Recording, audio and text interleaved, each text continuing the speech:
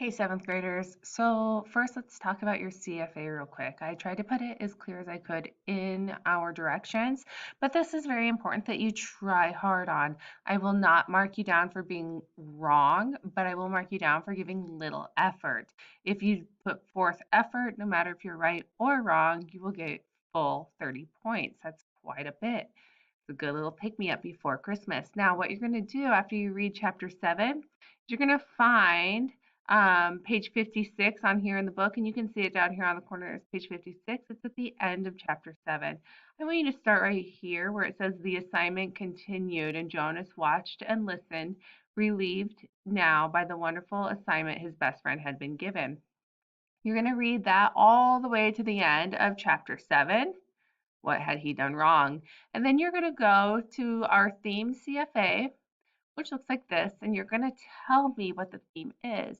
Feel free to go back to your class page on Wednesday and look at those lists of theme topics and read and think back, what is the theme or the message or lesson that the author wants to get across in that passage in chapter 7. Okay, you can look at the list of things, maybe that'll jog it up. And then this is very important. You guys have been kind of lazy on this. I want you to make sure that you're using evidence to support it. Okay, so you can say anything. I, because Jonas was nervous about it, because everyone was silent when it happened. Anything in the text that will help support the theme. Okay, text, evidence helps a lot.